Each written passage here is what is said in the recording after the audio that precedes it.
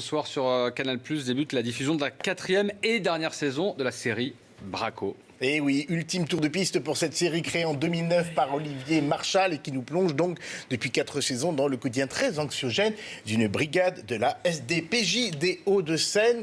C'est une 4e saison qui, comme d'habitude chez Braco, colle au cul selon le terme de son scénariste Abdel Raouf Dafri, au cul de la 3e, c'est-à-dire que s'est-il passé à la fin de la 3e saison? Vogel, l'ennemi toujours d'Eddie Kaplan, Jean-Hugues Anglade, a kidnappé les 2 femmes que ce dernier aime. Hélas, Eddie Kaplan n'a matériellement le temps de n'en sauver qu'une seule. Laquelle va s'en sortir? Réponse ce soir, 20h50. Allez, C'était la fin de la saison 3. Bon, ouais, voilà. Tout le monde est au courant, hein, Clélie? Sauf vous. Alors, qui va s'en sortir? Des policiers français, on peut les acheter, pas les tuer. En Turquie, on peut faire les deux. Je vais te crever, Haroun. Sur la tête de mes gosses, je vais te crever.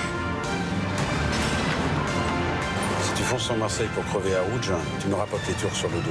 Et ni toi ni Walter n'en sortirez vivant. C'est toujours très doux, très soft. Hein. Alors Braco, c'est un succès international. 110 pays l'ont diffusé à ce jour. Un Emmy Award, c'est rare quand même. En 2012, surtout pour une série française. Qu'est-ce qui caractérise l'ADN, j'allais dire, de Braco? Son réalisme, sa violence, son ancrage géopolitique. C'était les Russes la saison dernière, ce vont être les Turcs cette année. Mais surtout la dualité des personnages. Carole Rocher, l'une des comédiennes de la série, dans la saison 3, disait à un moment, c'est quoi la différence entre la justice et la loi? Et ben, c'est exactement cette frontière que ne cesse de passer les personnages de Braco, et c'est ce qui les rend si intéressants, duo, complexe, passionnant, et c'est exactement ce que justement Jean-Hugues Anglade a confié à Ludovic Mercier qui l'a rencontré.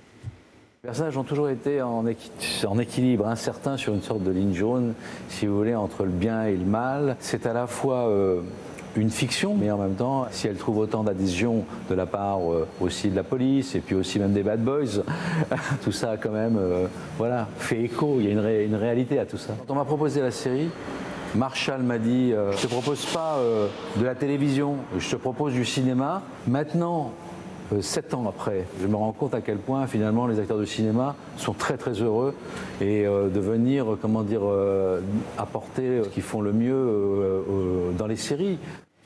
Voilà, Jean-Luc Anglade, la saison 4 qui démarre donc ce soir à 20h. Qui sera la dernière, hélas, mais profitez-en parce qu'elle est formidable.